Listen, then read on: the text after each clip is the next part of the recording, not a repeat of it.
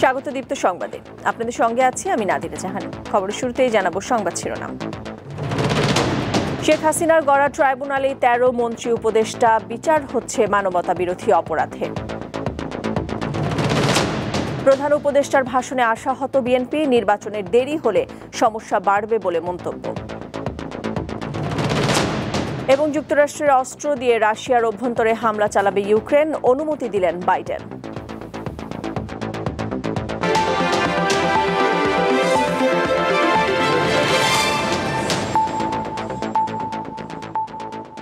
শিরোনাম শুনছিলেন, এবার পুরো খবর।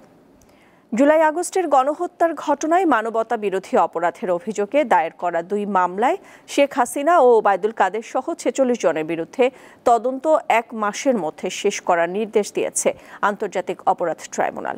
তদন্ত শেষে আগামী ১৭ ডিসেম্বর প্রতিবেদন দাখিল করতে বলা হয়েছে। এছাড়া আদালতে উপস্থাপন করা ১৩ জনকে ট্রাইব্যুনালের মামলায় গ্রেপ্তার দেখিয়ে কারাগারে আটক রাখতে নির্দেশ দেওয়া হয়েছে। ট্রাইব্যুনালের চেয়ারম্যান বিচারপতি গোলাম মুর্তজা মজুমদারের নেতৃত্বে ৩ সদস্যের আন্তর্জাতিক অপরাধ ট্রাইব্যুনাল এ আদেশ দেন। এর আগে সকাল ১০টায় ১৩ অভিযুক্তকে প্রিজন ভ্যানে করে ট্রাইব্যুনালে নিয়ে যাওয়া হয়। অন্য একটি মামলায় রিমান্ডে থাকায় সাবেক মন্ত্রী আব্দুর রাজ্জাককে এদিন ট্রাইব্যুনালে হাজির করা হয়নি। বাকি যাদের হাজির করা হয়েছে তারা হলেন সাবেক মন্ত্রী আনিসুল হক, ফারুক খান, দীপুমণি, রাশেদ খান মেনন, হাসানুল হক ইনু, শাহজাহান খান, জুনায়েদ আহমেদ পলক, সালমান এফ রহমান, তৌফিক ইলাহি চৌধুরী, কামাল আহমেদ মজুমদার, গোলাম দস্তগীর গাজী, অবসরপ্রাপ্ত বিচারপতি শামসুদ্দিন চৌধুরী মানিক ও সাবেক স্বরাষ্ট্র সচিব জাহাঙ্গীর আলম।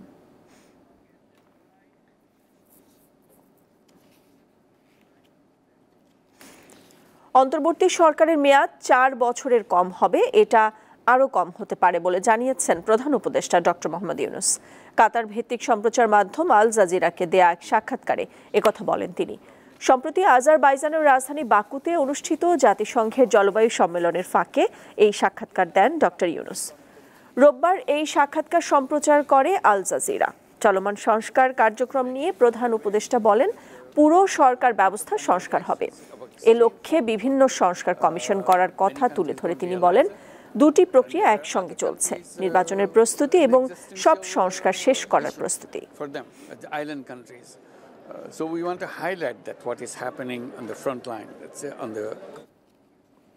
জাতির উদ্দেশ্যে প্রধান উপদেষ্টার ভাষণে আশাহত হয়েছে বিএনপি। একথা উল্লেখ করে দলটির মহাসচিব মির্জা ফখরুল ইসলাম আলমগীর বলেন, অন্তর্বর্তী সরকার নির্বাচিত নয়, তাদের ম্যান্ডেট নেই, তাই যৌক্তিক সময় সংস্কার শেষ করে নির্বাচন দিতে হবে, অন্যথায় জনমনে ভ্রান্ত ধারণা তৈরি হতে পারে।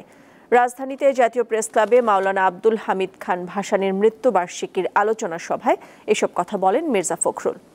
গত ১.৫ দশকের গণতান্ত্রিক আন্দোলনকে পূর্ণতা দেওয়ার জন্য বিএনপির মহাসচিব এ সময় শিক্ষার্থীদের কর্মকাণ্ডের প্রশংসা ও কৃতজ্ঞতা প্রকাশ করেন।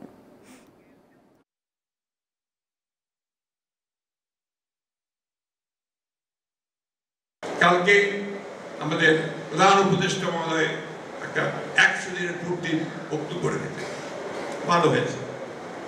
অনেকেই আশা নিতে হয়েছে, আমি একটু আশাহত হয়েছি। আমি আশা করেছিলাম যে প্রধান উপদেষ্টা মহোদয় তার সমস্ত প্রজ্ঞা দিয়ে সমস্যাটা চিহ্নিত করে তিনি নির্বাচনের একটা রূপরেখা দেবেন। আমি কেন বারবার নির্বাচনের কথা বলছি, কারণ নির্বাচন দিলে আমার অর্ধেক সমস্যার সমাধান হয়ে যায়। বিএনপি ক্ষমতায় যাক না যাক, দ্যাট ইজ ইম্যাটেরিয়াল। কিন্তু আজকে যারা বাংলাদেশে ক্ষতি করতে চাচ্ছে, যারা বাংলাদেশে স্থিতিশীলতা নষ্ট করতে চাচ্ছে, বাংলাদেশকে যারা সংঘাতের মধ্যে জড়িয়ে যাচ্ছে, তারা তখন পিছিয়ে যেতে বাধ্য হবে, কারণ ওই সরকারের ভিতরে জনগণের সমর্থন থাকবে। বাংলাদেশ নিয়ে ইতিহাসের সবচেয়ে বড় রাজনৈতিক, অর্থনৈতিক ও কৌশলগত পরাজয় মেনে নিতে পারছে না ভারত।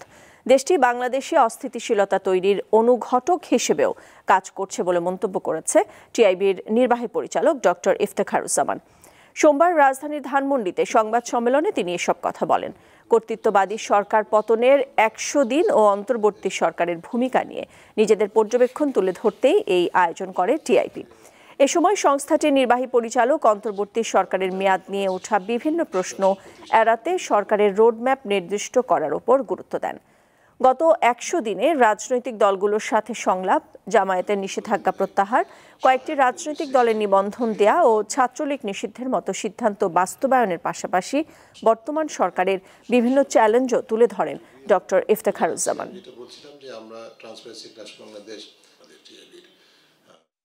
আমরা মনে করছি যে ভারত তাদের ইতিহাসে সবচেয়ে বড় রাজনৈতিক, ডিপ্লোম্যাটিক এবং স্ট্র্যাটেজিক পরাজয়ে স্বীকার নিতে পারছে না। তাদের সেই সৎ সাহস নাই যে তারা এখনো পর্যন্ত ওই কর্তৃত্ববাদের সমর্থনের প্রিজম দৃষ্টিভঙ্গি থেকেই বাংলাদেশকে দেখছে, যে কারণে সেটা মাইনরিটি কার্ড থেকে শুরু করে যেভাবেই হোক না কেন বাংলাদেশের সম্ভাব্য অস্থিতিশীলতার সৃষ্টির ক্ষেত্রে কোনো কোনো ক্ষেত্রে অনুঘটকের ভূমিকা পালন করার ব্যাপক ছবি সৃষ্টি হয়েছে। বিজয় দিবস উপলক্ষে আইন শৃঙ্খলা বা নিরাপত্তার কোনো হুমকি নেই। সকালে সচিবালয়ে এই সংক্রান্ত সভা শেষে একথা জানান স্বরাষ্ট্র উপদেষ্টা জাহাঙ্গীর আলম চৌধুরী। তিনি আরও জানান, সুষ্ঠুভাবে বিজয় দিবস উদযাপনে জাতীয় পতাকা উত্তোলন, আলোকসজ্জা ও ট্রাফিক ব্যবস্থাপনা সহ সব ধরনের প্রস্তুতি নেওয়া হয়েছে।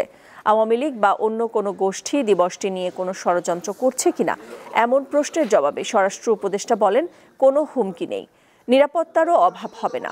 সম্প্রতি পাকিস্তান থেকে আসা জাহাজে কি রয়েছে তা নিয়ে অনেকে সমালোচনা করছেন।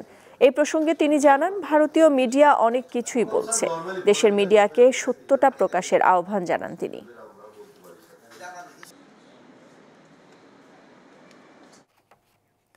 গাজীপুরে সড়ক অবরোধ করে ফের বিক্ষোভ করছেন শ্রমিকরা।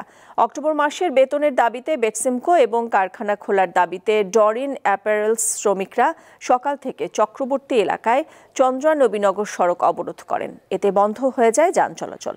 দুর্ভোগে পড়েন ওই সড়কে যান চলাচলকারী চালক ও যাত্রীরা। দুই কারখানার শ্রমিকদের হামলার আশঙ্কায় আশপাশের 10টি কারখানায় ছুটি ঘোষণা করেছে কর্তৃপক্ষ।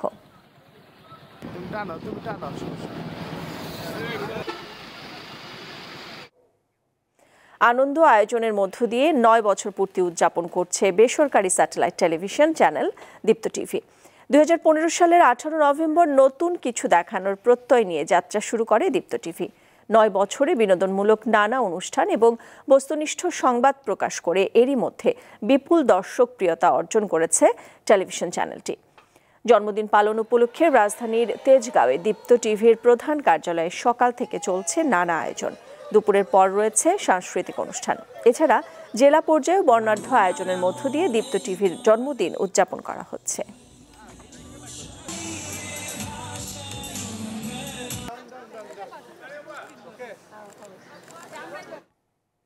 এবার আন্তর্জাতিক প্রসঙ্গ। যুক্তরাষ্ট্রের দেয়া দূরপাল্লার ক্ষেপণাস্ত্র ব্যবহার করে রাশিয়ার ভূখণ্ডে হামলা করতে ইউক্রেনকে অনুমতি দিয়েছে যুক্তরাষ্ট্রের প্রেসিডেন্ট জো বাইডেন।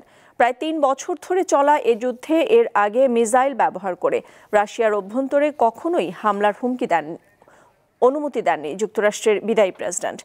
বার্তা সংস্থা রয়টার্স জানায়, আগামী কয়েকদিনের মধ্যেই এই হামলা চালানো হতে পারে। প্রথম হামলায় ব্যবহার করা হতে পারে ATACMS রকেট, যেটি 306 কিলোমিটার দূরের লক্ষ্যবস্তুতে আঘাত হানতে সক্ষম। এর আগে রোববার ইউক্রেন জুড়ে 120টি ক্ষেপণাস্ত্র ও 90টি ড্রোন হামলা চালায় রুশ বাহিনী। এতে দেশটির জ্বালানি অবকাঠামোর ব্যাপক ক্ষতি হয়। রাশিয়ার এই হামলায় কিয়েভের বেশ কয়েকটি এলাকা বিদ্যুৎ বিচ্ছিন্ন হয়ে পড়েছে। হামলায় ইউক্রেন জুড়ে অন্তত 9 জন নিহত হয়েছেন। খেলার খবর। স্বাধীন বাংলা ফুটবল দলের অধিনায়ক জাকারিয়া পিন্টু মারা গেছেন। নানা শারীরিক সমস্যায় ভুগছিলেন তিনি। অবস্থার অবনতি হলে রোববার ফের তাকে রাজধানীর একটি হাসপাতালে ভর্তি করা হয়। সোমবার দুপুরে চিকিৎসাধীন অবস্থায় মারা যান তিনি। 1971 সালে জাকারিয়া পিন্টুর নেতৃত্বে স্বাধীন বাংলা ফুটবল দল ভারতের বিভিন্ন রাজ্য ও জেলায় 16টি ম্যাচে অংশ নিয়ে 12টিতে জয় পায়।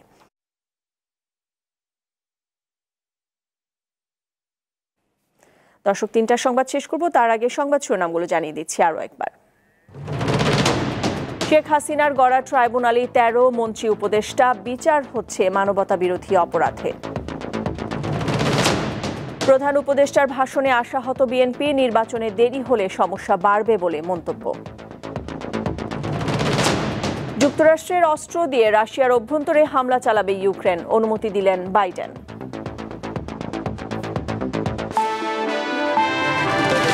দর্শক, এই ছিল এখনকার মতো। আমাদের পরবর্তী সংবাদ 4টায় নিউজ আপডেট দেখার আমন্ত্রণ রইল। এছাড়া আরও তথ্য বিনোদনের খবরাখবর জানতে চোখ রাখুন দীপ্ত ডিজিটাল প্ল্যাটফর্মগুলোতে। সাথে থাকার জন্য ধন্যবাদ সবাই।